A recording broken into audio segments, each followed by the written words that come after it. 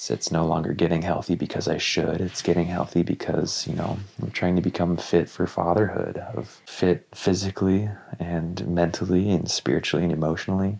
It's not I need to do this just because I should. It's now I need to do this so I can be the stable father, the stable husband, the stable partner, the stable dog dad. It's helped provide a lot of clarity.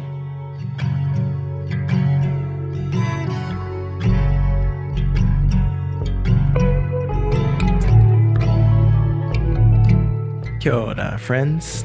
Daycare. Welcome back to The Wilderness Within. I'm your host, Kai, and today's episode is another special one. Recorded a little over 2 years ago with my dear friend and brother, Scott Hanson. We caught up in his home in Albuquerque, New Mexico, right after his baby shower, as he and his wife, Indy, were about 6 or 7 weeks from welcoming twins. That's right, twins. And oh yeah, I had some questions. This is one of those conversations that's less about answers and more about witnessing a man in the middle of becoming a better husband, a father, a more grounded human, and an artist creating his craft amidst the chaos of renovation projects and parenthood preparations. We look back at where our friendship started in 2015 in the foothills of the Himalayas, volunteering after the earthquake in Nepal. Scott shares how that experience cracked him open, gave him a vision for a different kind of life and community, and planted seeds that would eventually lead him back to ancestral land in New Mexico. Since this recording, Scott and Indy have indeed given birth to their daughter and son. And all of the music on this episode are specifically chosen because they are written and performed by Scott himself. And indeed, half of the tracks of this podcast are created by Scott. Thank you so much, brother. I found out that he used to work at a daycare. That's right. The man had more diaper changing experiences before 21 than most dads get in a lifetime. So whether you're a parent, a creative, a community builder, or just someone like me figuring out how to follow the intuitive gut feeling, I have a feeling you'll find something in this wilderness within for you. Thanks for being here.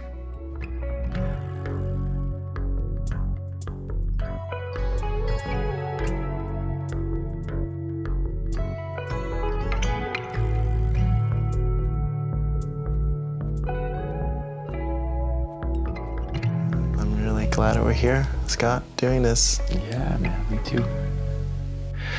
Today, April 8th, 2023. Yeah. We're live.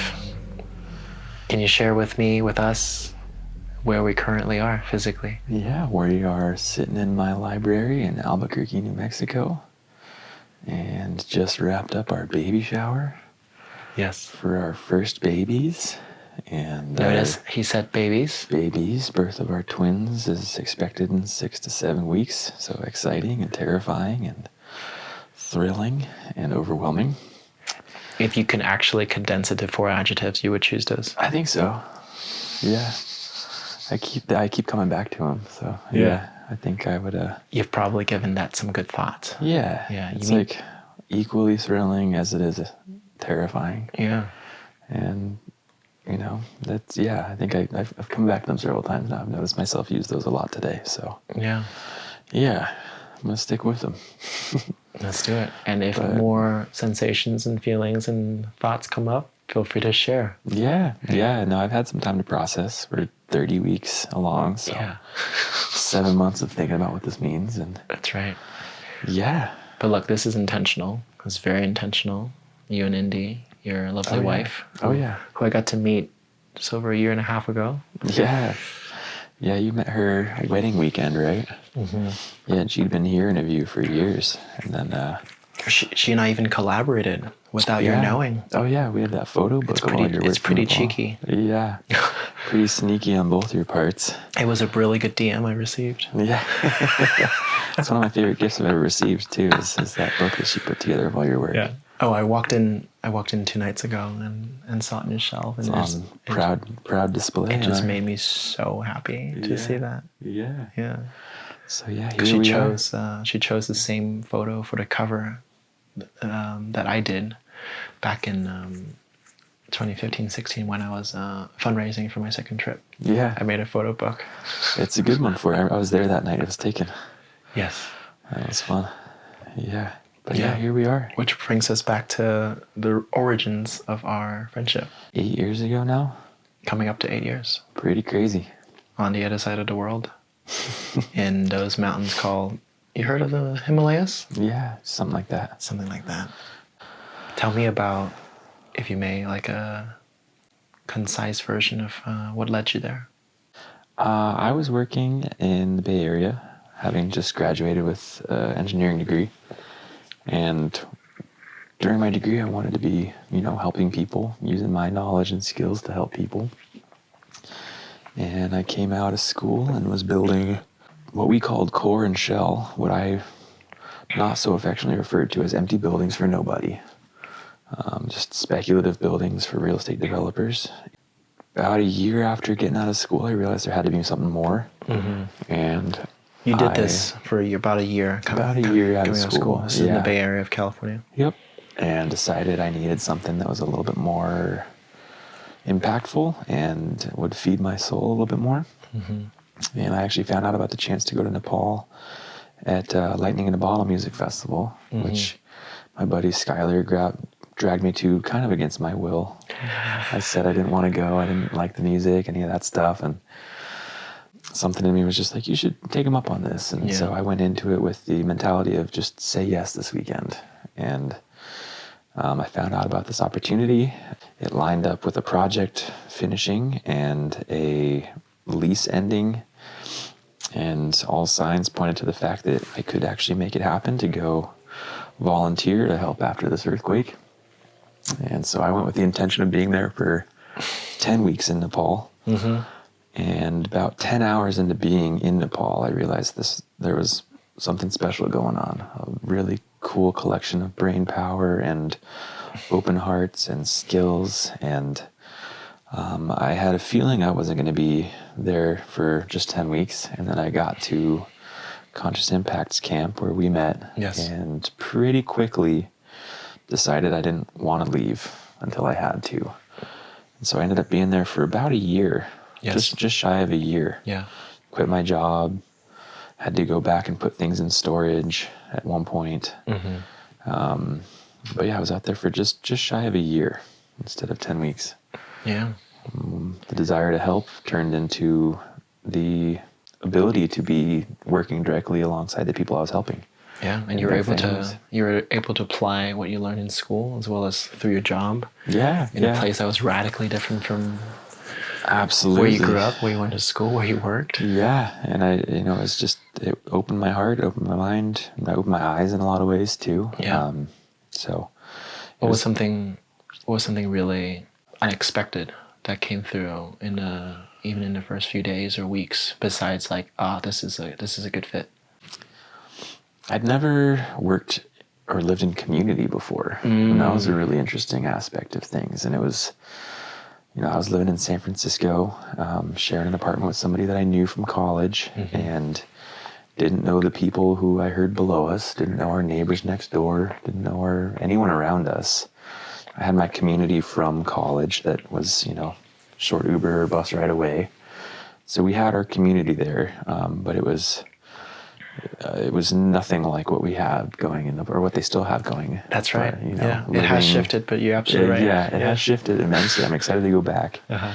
Yeah, it was just eye-opening to see what people can do when they're working collaboratively and living intentionally and mm-hmm. in community. And yeah, it made it hard to even picture the prospect of going back. And that was part of how I knew I couldn't do it. Was having seen that, I knew I couldn't go back and just get an apartment and move in to strangers and live next to people I didn't know and never would know. And yeah, that was a big eye-opening thing for me. And then just to, be in a community that had just experienced disaster. Everyone lost their homes and some people lost lives and livestock and their livelihood, and were still so generous and so giving and loving.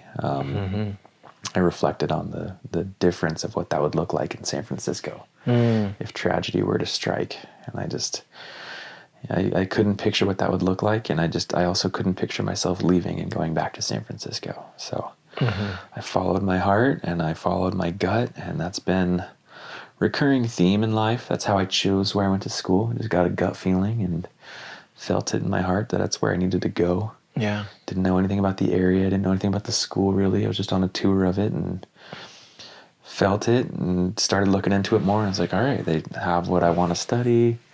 There's, I'm close to the city. I'm close to the ocean. I can go surf. I looked into it afterwards, but my gut check was, immediate. And I did the research afterwards, but I followed my gut. Yeah, with Nepal, it was the same thing. You have a history of doing that before and after that. Yeah, pretty much my whole life. I mean, that's how we're in New Mexico. It's just a gut feeling. And everything has unfolded beautifully since then. And just like the other night, and also a couple years ago when you shared with me for the first time, the fact that some of your ancestors used to live in this greater region. Oh yeah, not even just the greater region, like where our property in Taos is. Like 6 generations ago, I have family that was born and raised there. Nowadays, it's a town of 500 people. Right. And so back then, it must have been 3 families. And mine was one of them. Yeah. So my gut led me back home and hasn't led me astray yet. There's been some detours, but I had somebody the other day, I forget who it was, but I was talking about the detours I've taken, and they were saying, no, they were shortcuts. I like that. It was a cool shift of view. Well, detour is what we view as the path that we're supposed to take or we thought we would take. Yeah. But truly, it's like, no, it's leading you to where you and we need to be. Yeah.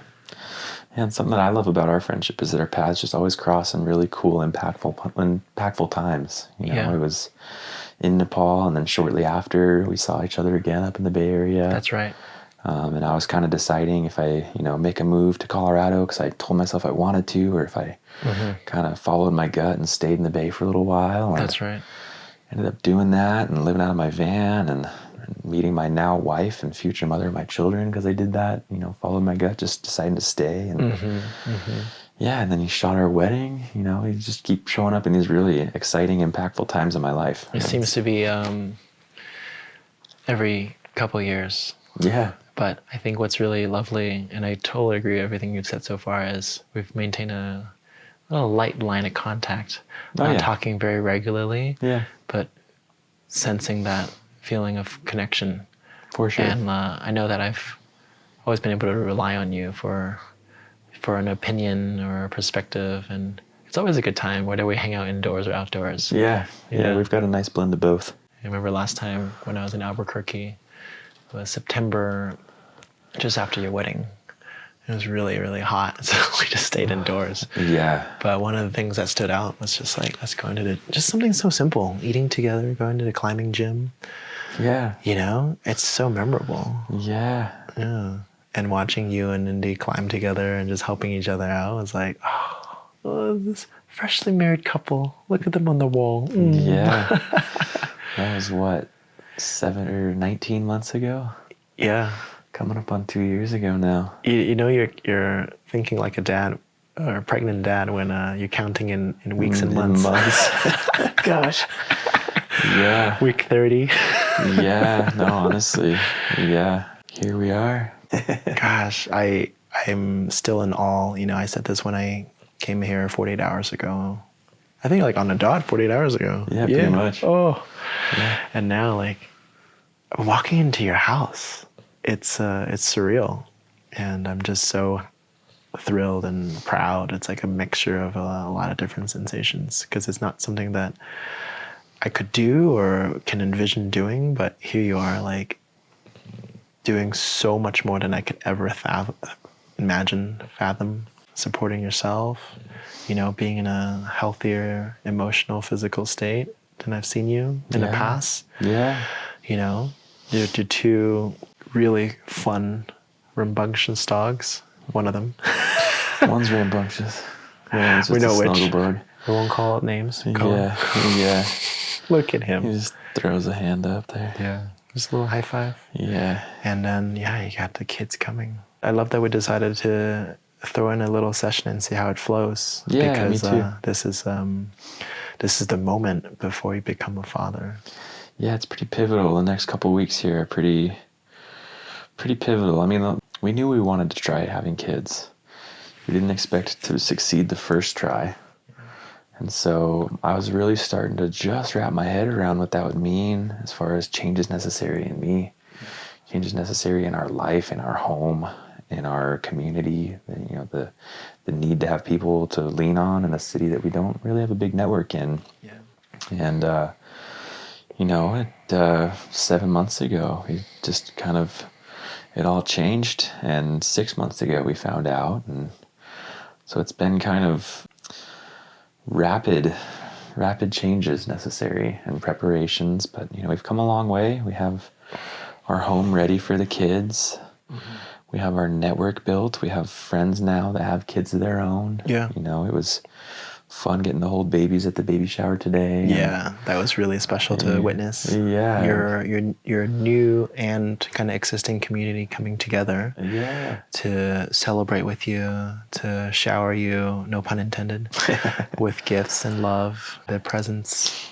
It's really something. I mean, if this is what you and Indy can do in the relatively short time you've been in Albuquerque, you know, whether or not you stay here, wherever you go in the future, it's like, it's spectacular what's possible. Yeah. Yeah. And it's been feeling less daunting, especially after today, you know, seeing the people that showed up and from the different walks of our lives that they're from. You know, Yes. Most of it was from the Burning Man and Meow Wolf art community, and which makes sense with us. You know, we met in the festival world. That's kind of our home base, even though we've kind of grown out of it for now in the last couple of years, but it's still kind of who we are. But the mindset, right? Yeah. And the foundation. It's at the root of who we are. And so it's just nice to have that taken shape after years of just kind of feeling like we were here by ourselves. And, you know, because I'm coming up on, I guess, I just passed 2.5 years back in New Mexico. Yeah. I was in the thick of COVID. It was hard to get out and meet people. And so it was an interesting time because I saw you in the middle of COVID in Portland, Oregon, and you were in definitely I would say, a darker place.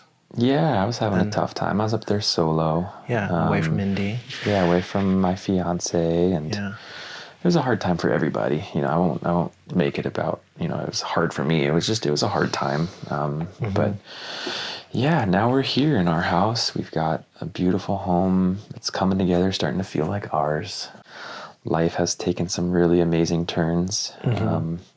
Feeling really blessed in a lot of ways, and the, you know, the deadline of fatherhood in a couple of weeks has really increased the pace on some of the changes I've been trying to make. You know, it's no longer getting healthy because I should. It's getting healthy because, you know, I'm trying to become fit for fatherhood, of fit physically and mentally and spiritually and emotionally. It's not I need to do this just because I should. It's now I need to do this so I can be the stable father, the stable husband, the stable partner, the stable dog dad. You know, it's helped provide a lot of clarity for things that I was just thinking I should do. Just because I should. I know it's good for me, so I should. But that didn't make it easy to do. Whereas fatherhood, it's, you know, the deadline of mid-May sometime has really made it easier in some senses and scary in others, but it's really been kind of the kick in the butt that I needed, I think. And so this is a beautiful segue, and thank you for bringing it up. I'd love for you to elaborate more on some of these personal challenges you've had in the months that have come, where you know you're going to become a father, and you've had to begin mentally prepare and physically change certain maybe like bad habits or pick up new ways of being. And so I'm curious if you can share maybe some new practices you've integrated, some obstacles you've had to overcome, and just kind of step up as a man, as a husband, as a partner, as a future dad. I'd say as far as like new practices I'm picking up, there hasn't been anything new. It's things that I've been doing. I'm just kind of doing them with more regularity now, or more frequency. There's a certain discipline that you're There's a applying? certain discipline. It's not as frequently as I'd like to. I'm trying to avoid saying as frequently as I should. With meditating and working out, Let's not shit ourselves. Yeah, I'm not gonna shit all over myself, but I'm noticing now that instead of something stressing me out, I'm gonna go get a beer or go have a smoke. It's like, all right, first line of defense is let's make time to move a little bit and get some exercise in or stretching. And my mind is just, since I was a kid, I overthink, and I'm grateful for the brain I have and the mind I have. It's gotten me to where I am, but at the same time there are times when I'm just like, no, shush. And so meditation has become another tool that I'm using more frequently than I have in the past. Because in the past it was like, oh, I should meditate.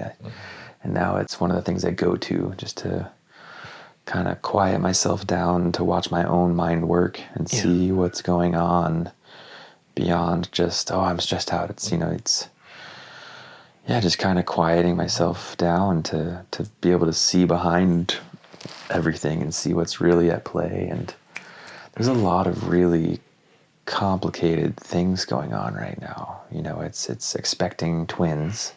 It's the dynamic with my wife right now, who's going through the struggle of growing two humans inside of her, while also, she just stopped working about a month ago. So she was working full time, leading a full life while also growing humans. And while I'm trying to work on my habits of not drinking and not smoking, she didn't have that as an option to fall back on. She couldn't give in on it and oh, well, I had a smoke today. She's been rock solid since, even before we found out, since we started trying, actually. She's been rock solid. And so, wow, just the dynamic that's shifted there. And, there's an elevation of like both of you being devoted. Yeah. Oh, totally. And like in times where I'm faltering, she's kind of the one that keeps me on track, and she's been really sweet about being forgiving when I do slip up and, have a drink or have a smoke or something. But something clicked in the last like 6 weeks or so, where it's been a lot easier just to kind of lock in on what I want to be doing moving forward and not doing moving forward, more importantly. I've been writing myself little haikus as a practice. I started doing that in COVID, actually. I would write myself a haiku every morning as part of my meditation, and I've just been leaving like little haikus on sticking notes around my house so I can find them for myself. It's like leaving little nuggets of wisdom, like little breadcrumbs for myself to get myself back on the trail, back on the path. How powerful is that? Because when you read it, you're like, this came from me. Yeah, oh yeah, and it came a lot of the times. Like, I don't sit down and say, okay, it's time to write this haiku. It'll just kind of come through me. A lot of my best art and writing and music has been that way, and it's that's kind of why I've been forgiving with myself of not playing much music lately. It's I don't like forcing it, and I haven't. I've wanted to. The desire to write music has been there, but I've been so busy with remodeling a room in our house to be a nursery and building out a bathroom for her that's right next to our bedroom. And when I have a quiet moment, my go-to has either been to read or to play video games and just completely shut my brain off. I haven't had the ability to flip the switch and be like, all right, let's create music now. But these little haikus are easy, and they're like little breadcrumbs, just kind of leaving a path for me back to myself. And so it's I have them on my computer when I'm working. I just look back at and see them. And would you have one that you can recall from memory to share? From memory, so one of them is do it for our kids. They deserve a healthy dad. Live for the long term. And so that one's been really helpful. I wrote that one when I was like really getting close to kicking my habit with smoking. It was a couple weeks, I think, before I like actually did it. But, it's just kind of been helpful, like reframing I want to have a smoke now versus, I want to be 90 and have, 60 years with my kids and not be the dad who's just hacking up along or, has to, just kind of thinking more long-term towards the longevity. Truly. You know what image I have right now in my head, Scotty? What's that? us in 2015, 2016 on those terraces where we lived, Yeah. and we're hanging out like after work, Yeah. so to speak, and you're like kicking it in your hammock, Yeah. rolling up a little something something, A little smoky treat. and passing it around to all of us. Yeah. And I've had those beautiful memories, those times. Like, it served me at that time. Exactly. And I just kind of had to look back on the, I hate to say it, like decade plus that I was doing it pretty frequently, and I was like, I don't need to do this for another decade, you know? You really don't. I just turned 30 last year, and I was like, I don't want to bring this habit into another decade of my life, you know? Yeah. Well, we know the facts, right? They're great for instant gratification. Yeah, it's that instant little, like, it's a feel good. I started getting this desire to stop, overwhelming the desire to smoke. It was this desire to be like, I want to be done with this. And so, yeah, good on you. Yeah. And so another one that's really been helpful is, let me think I have it. It's love yourself enough to prioritize healing. Self-love means good health. And I was like, wow. For a while I was like, I'm going to go out there and take some deep breaths. And I'm like, yeah, but those deep breaths are like cancerous chemicals, like, who are you fooling? Yeah, exactly. Like, you're giving into this thing. And so it's just been kind of like, self-love means good health. Yeah. You can get high off good old oxygen. I've been so clear-headed lately and really present and just able to enjoy moments where it's something as simple as, making an ice cream sundae and watching a stupid episode of Survivor or something like that. And I get more out of moments like that now, that I'm not like, when's my next smoke? Or, I'm able to just really be present and content. And I feel that when I interact with you, because there's large chunks of time between when we interact, because we don't talk on the phone very frequently. It's usually through text.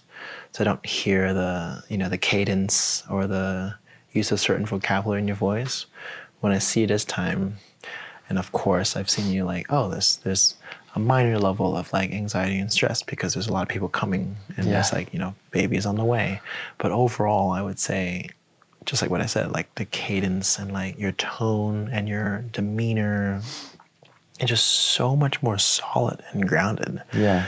That I think if I am not looking at your physical form and I don't recognize the voice, I would be like, this is a very different person than the person I met 8 years ago. Oh, I'm definitely a different person. I mean, what are like skin and cells regenerate every 7 years? I was about to say that same thing. And so it's like I'm physically a different person, but just mindset, I was like, I wasn't hot-headed, but I was much faster to anger and frustration. And, Nepal is really where I started meditating, and where I really like got into yoga and that element of being good to myself.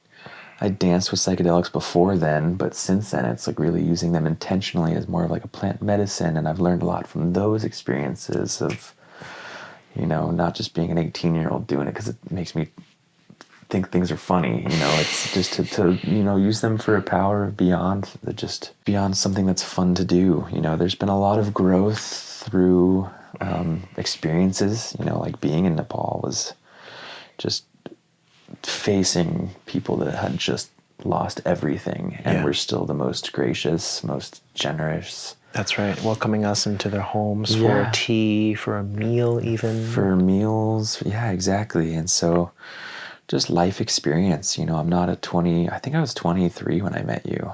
Or I was 22, I turned 23 after I'd met you. So yeah, I'm just a different human, but also just, from even when you saw me last July. At our dear friend's wedding. Yeah, I saw you in Ohio last summer. And, even then, I do feel like a different human. And I think that the impending shift to being a father has really had a lot to play in that. And I'm grateful for that, because a lot of them were changes that were long overdue.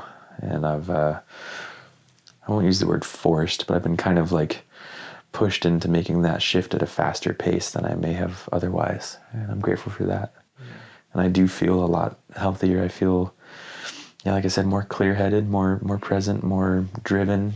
Yeah, you've seen me in some really cool pivotal moments. Truly. My wedding weekend, I was a ball of stress.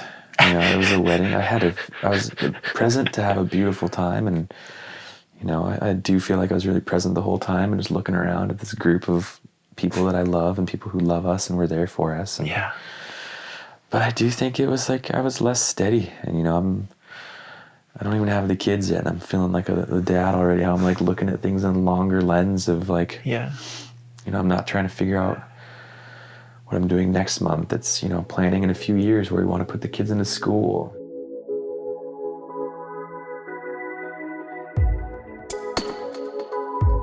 Unlike a lot of podcast and long-form content out there, this podcast is not sponsored by anybody but myself and the Patreon community behind it. This little humble community behind me has been contributing for years, helping me launch my newsletter and more recently this podcast, and it's made it ad-free and completely independent since its beginning, and I intend on doing so unless I find a very value and ethics aligned sponsor. So until then, the best way to be a contributor to this publication is to sign up and be a contributor yourself. If you have a few extra bucks to throw this way every month, every year, I absolutely appreciate it. Head over to patreon.com/subtledream to read more and consider. Supporting patrons also get a lot of behind the scenes and special content and footage, early releases that I don't post anywhere else. So there's lots of incentives to be a contributor besides this particular podcast. Thank you so much for your support. Now, onwards with my conversation with Scott.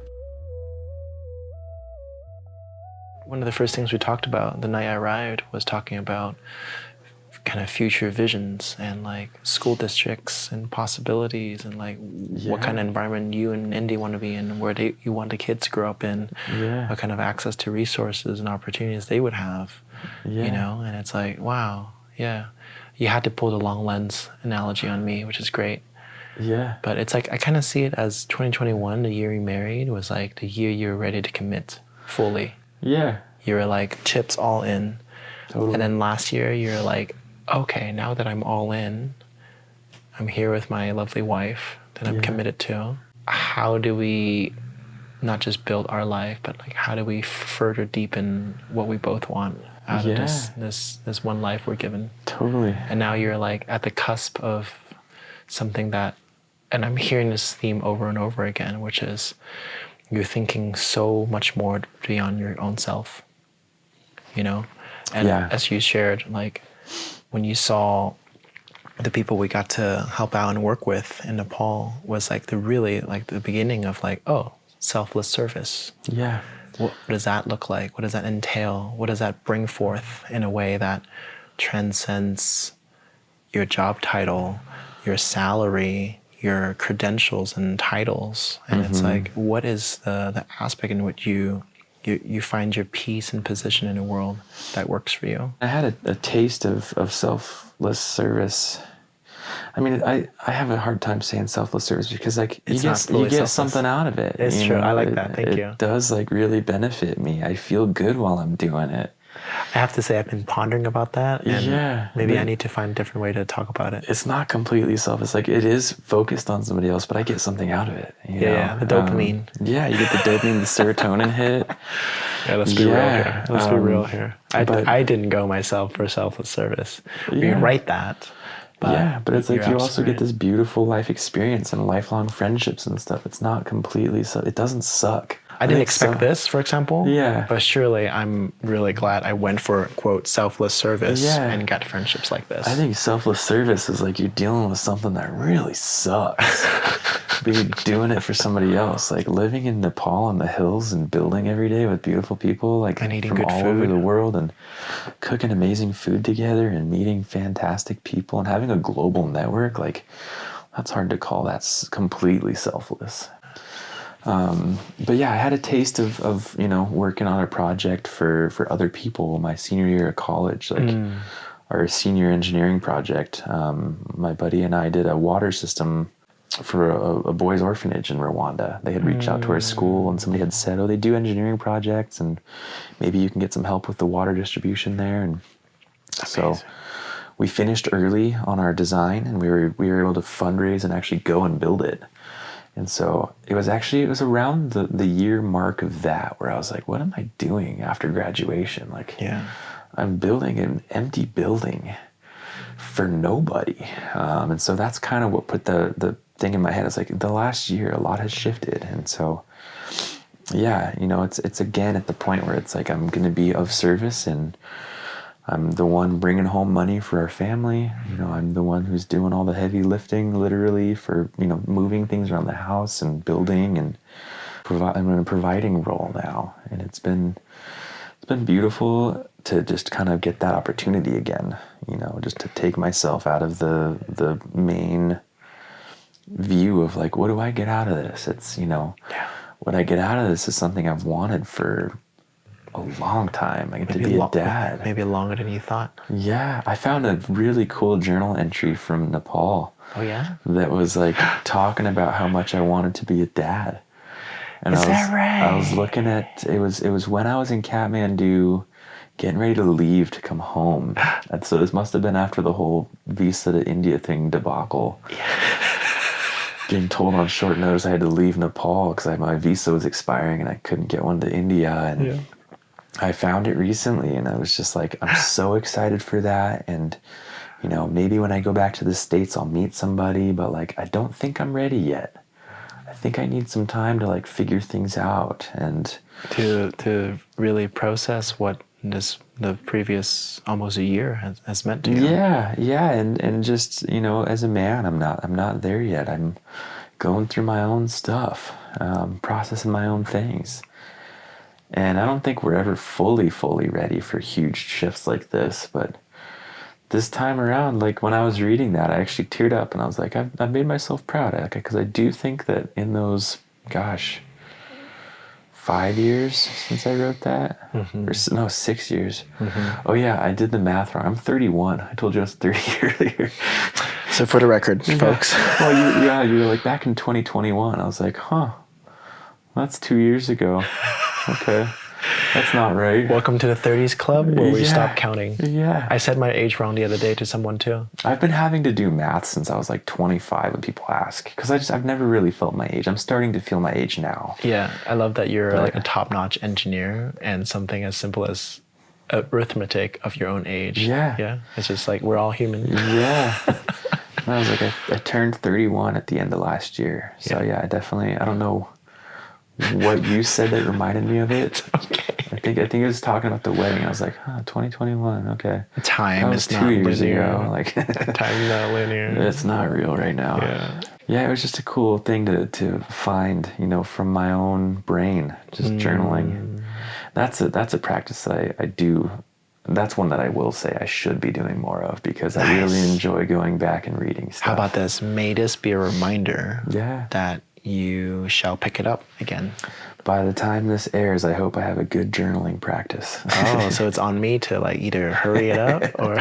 No, you can take your time and give me some time to get it figured out. Yeah, I do strongly believe the likelihood that this will air before the twins are born is extremely low. Yeah, no, that's all right. What's crazy is that we've got 6 or 7 weeks till that happens. I don't expect you to get this launched in a couple weeks. And I've got 7 beautiful conversations before you to get to. Yeah. All right. Yeah, you got to warm it up and get the audience. I always tell this to my friends. If anything, this serves as a beautiful, intentional practice where myself and a dear friend of mine that I choose very, like, handpicked, at least our conversation deepens, that I get to know more about you, whether it's your state of mind at that particular time or more like kind of gaps in the past that would be filled up because it's like, oh, like I didn't know about the Rwanda water project, but that makes so much sense. It's, you know, because your life college and before that is very unknown to me.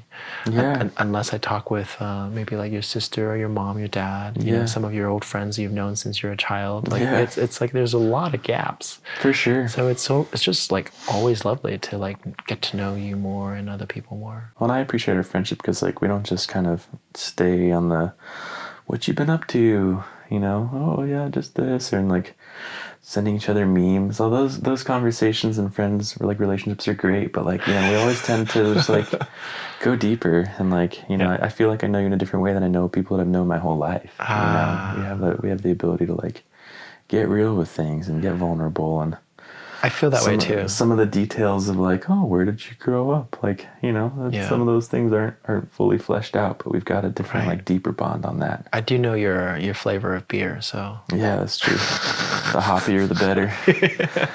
Actually, this is a good opportunity for me to thank you. I totally hear what you're saying, and I'm absolutely on the same page.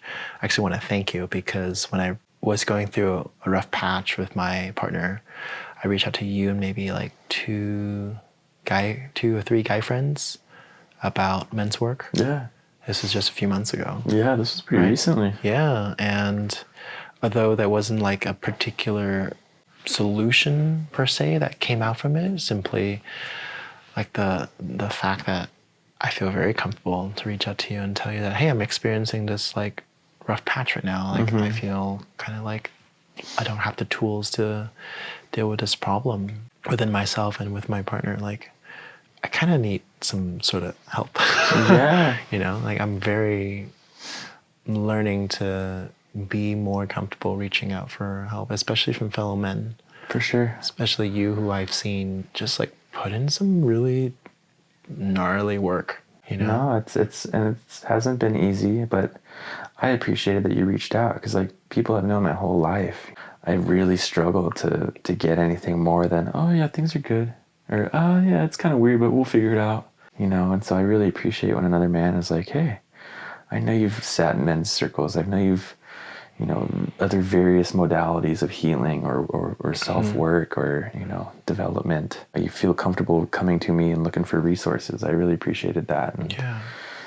And of course, it turns out we do listen to at least one or two podcasts that talks about inner work and men's work. And I have always found like a sense of, just a deeper connection because it's like, Scott's done it. You know, he's continuously going through it.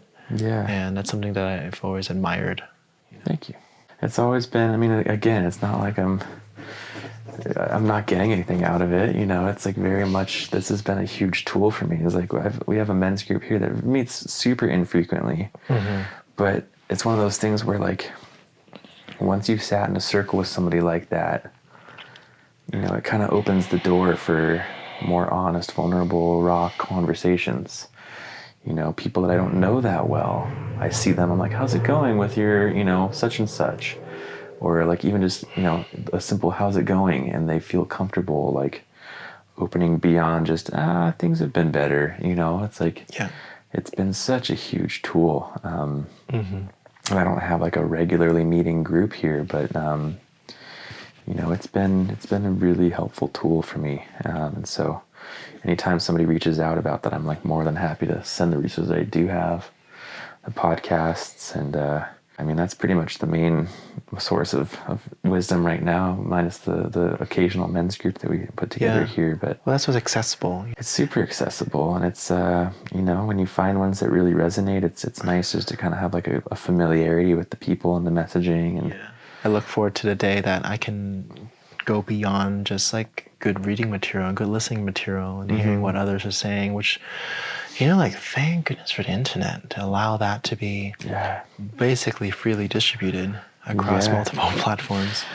But I look forward to being in a space where I can meet up with people physically more regularly. Not just a one-off thing as I did. Yeah, you know, and like I've tried we did a couple of Zoom men's groups, and it's helpful, you know, through the Rising Man movement. Like I think I've shared some other podcasts with you. I joined a men's group. I did a course with them over the course of a couple months last year that met weekly, and It was certainly helpful, having one-on-one time with Jedi, the guy who runs the podcast. Before other people joined the call, I always join a little early to see if I can get him one-on-one. Nice. But even just having, 6 or 7 other guys, was helpful. Having done that, and, even just with my own men's group that we have, like we did a couple Zoom calls, and there's just something different about, having the group of guys around you. It makes it a little bit easier to get raw and to get real. Not have to worry who's hearing on somebody's computer, who's overhearing what you're sharing. And it's something that we don't get much of these days. And as men, we don't really have the tools given to us as we're raised. Most of us, for sure. Most of us, yeah. And so that's been a huge thing as I'm going to be raising a son, and I'm going to be raising a daughter. Yeah. And I'm going to be doing them both at the same time, which has been a little bit intimidating because I want to do a good job and do it differently than most people have been raised. And it's a tall order. It's a big responsibility. No doubt about it. To be shaping someone's future. I trust that you and Indy will do an excellent job. Yeah, and that thank you. People in your biological family and chosen family will come forward in moments that they'll need, the kids, and you'll need to be little extra pillars of support. Yeah. Yeah, like your sister just said something really beautiful, fun and beautiful. Just like, I think we're going to spend weekends in Albuquerque. Yeah, she's so ready to be an aunt. I had a side chat with Aubrey. And she's just so ready to be an auntie. Yeah, I mean, look at what she did for the baby shower. The house looks amazing. It's just so thoughtful and intentional. And if this is the love they're surrounded by before they're even here, it was really heartwarming to look around today and be like, some of these people I didn't even know 6 months ago. That's right. And now they're here at a baby shower. I can't imagine our life here without them in it. We're sitting in your library in your living room looking at painted onesies and painted little socks. Yeah, little tiny baby socks. And there's a flower, a plant, Grateful Dead, sacred geometry, little Burning wizard. Man's. Yeah, some Burning Man socks, little jester socks, sun hands. It's so cute. It's like indicative of, who you surround yourself with. Yeah, I think with that level of intentionality, I know it'll be challenging, but that's what makes life interesting and ever growth inducing. Yeah, and I think the blessing of twins has been that even before they're born, we're very aware that this is the only time we're going to do this. We don't want to do this again. Don't want to end up getting twins again. Try for one more and be like, oh, now we have 4 kids. Oh, God. So we're done after this. And so going into it, we know that. And this is our one chance to have each little phase. And it was cool today to have a 2-week-old baby and a 2-month-old baby and 6-month-old baby. Yeah. And know that we're going to have each of those phases. And we're already aware of we don't want to wish that away. We don't want to... Oh, I'm so tired of waking up in the middle of the night. Can't they just be 2 already? Because each of those babies today was amazing in their own way. That's right. The phase that they were in was so cool to see. Yeah. And I'm so excited to see that in our own kids. Yeah, little developmental stages. Yeah. And as you stay friends with these new fresh parents and their kids, of course, continue to grow, you have this wisdom that they can drop on you fresh off the baby. Yeah. And they'll reach ages just before your kids will. Totally. And what a great resource. To lean into each other. That's the tribe, village, community aspect that I see that's so absent in so much of, especially the Western world. Mm-hmm. I certainly would go to say that my sisters didn't have this strong of a network around them, even they're surrounded by technically more humans in the greater Los Angeles area. Yeah. But the ironic truth was that it was quite the opposite. It was pretty isolated. You were kind of left to yourself, and the grind and the hustle that is predominantly in that region. Yeah. This is something that's the start of something so wonderful. Well, it kind of goes back to what I was saying earlier, where you're just you don't know the people on the other side of the wall from you, and yes. As I was saying that, I kind of realized, we're in the suburbs right now. Yes. I know the name of the woman next door. and the family across the street, I know their names. I don't know our other next door neighbor, you know, and so it's interesting to be surrounded by all these people that I don't really know, but yet in the city of Albuquerque, we have a really solid network that we can count on, which is really nice. Yeah, it's a blessing to be going into this with the mentality of we got one shot at this. You know, we're going to savor every stage. And when I was in college, do you remember Mo, who married us, our officiant at our wedding? Yes. So I worked at a daycare when I was in college, and she was the teacher, like the preschool teacher. And so I worked in her room most of the time, but I worked with babies all the way up through 5 years old. Is that right? Yeah, I worked there for about 4 years. I know that you had that connection with Mo. I didn't realize it was a daycare where you handled kids and babies until up to 5. I guess I worked there for like 3.5 years. It was that long, huh? Yeah, I mean, I got it pretty much right in beginning of freshman year, and then partway through senior year, I was done there. So you have an unfair advantage compared to most dads. I've changed more diapers than even people that have kids, because I was changing one, you know, get back out on the playground, and another one's ready for it. But I love this. Yeah. So for those of you who are listening, those of you who are thinking about being a dad, work at a daycare. Yeah, it was fantastic family planning for me as an 18 to 21-year-old. I was like, nope, not ready for that. But it's been cool because I've had the amazing blessing of watching, you know, some of the kids that I was changing their diapers as 2 years old. I saw them when they were 5. Yeah. You know, and so I had this really cool bond. I got to see their personality develop. And I think that's partly why I'm so thrilled to be a dad, is because we get to now watch that from the get-go and have it be our kids, you know, have the lessons that I was imparting on them, and some of the books that we were given today, I know because I used to read them to kids at the daycare. And it's really exciting to be, you know, all that work I did is now going to come to fruition and hopefully, you know, benefit the kids. You know, I won't be freaking out because it's the first time I've had to deal with something. You know, I've seen some things. I've had to deal with some things. In my time. Yeah, back in my day. But yeah, it's been, you know, the 7.5 months that we've had, and I'm not say it's 6.5 months that we've known, because we found out about 4 weeks in. Yeah. You know, 6 months and some change. It's been just like this immense shift in me. It's been really beautiful to experience, and I feel like I'm getting there on being ready. You know, a lot of growth has gone down. We'll talk again in a couple months. No doubt. When I'm super sleep deprived and working full time still, but we'll be like, Scott, the only time that you're available is when the twins are asleep at 2 a.m. Yeah. I'll be like, I'll bring the mezcal. And then the episode will get cut short because one of them wakes up and wakes the other one up. And no joke. Just a few months ago, I was recording in Seattle with a new mom, a good friend of mine, and she's like, she's at nap. We can record now.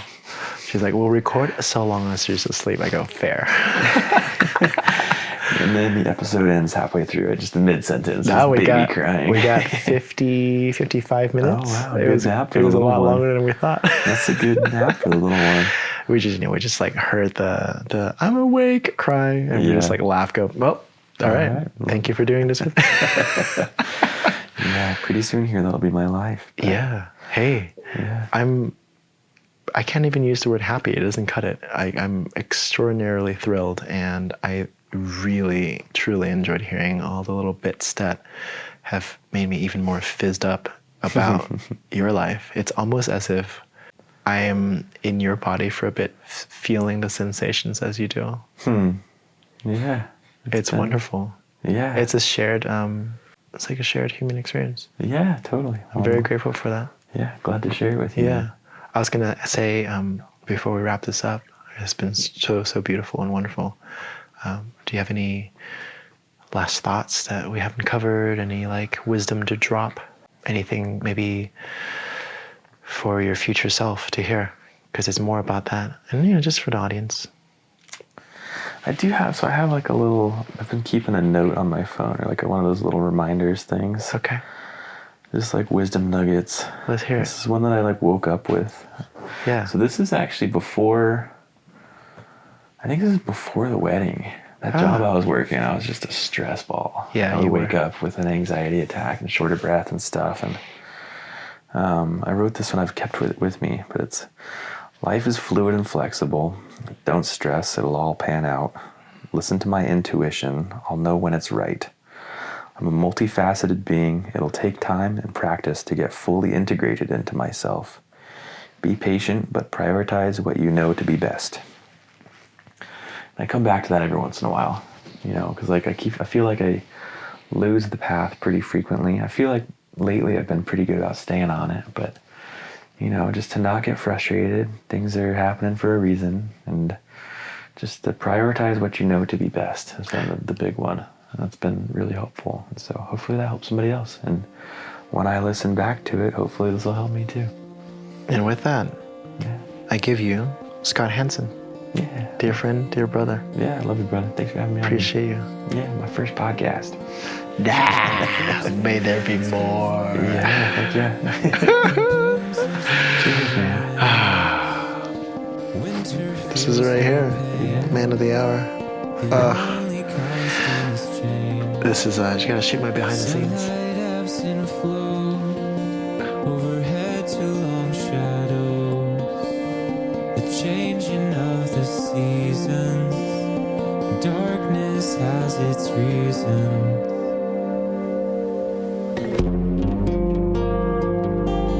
We're not meant to stay the same for long.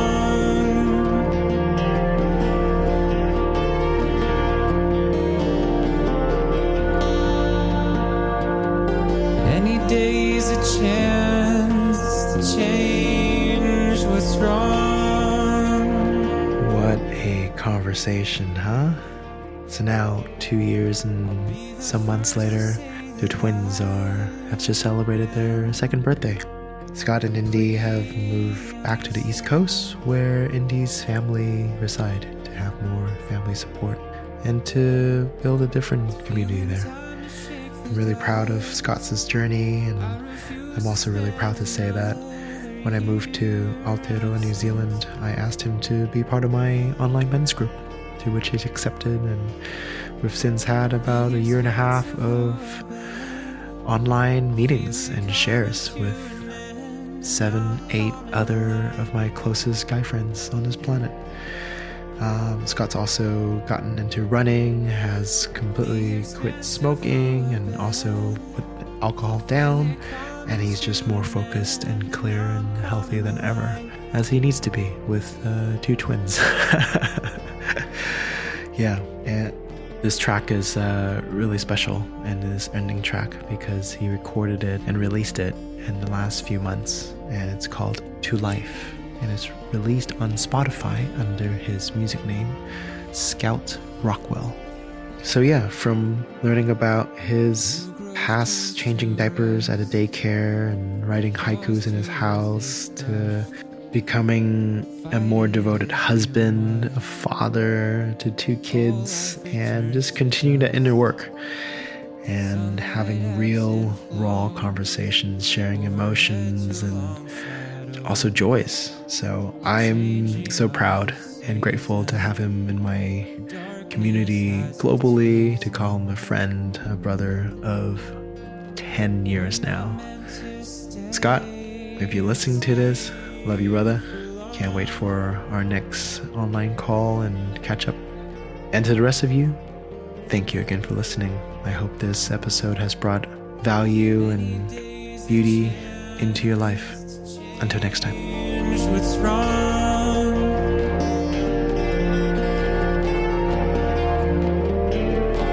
I'll be the first to say that I've been completely stagnant.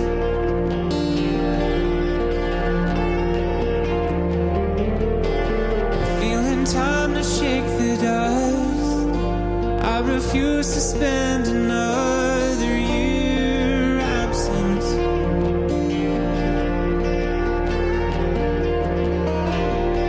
At the expense of who I've been, I feel it coming to an end, and I'm coming alive.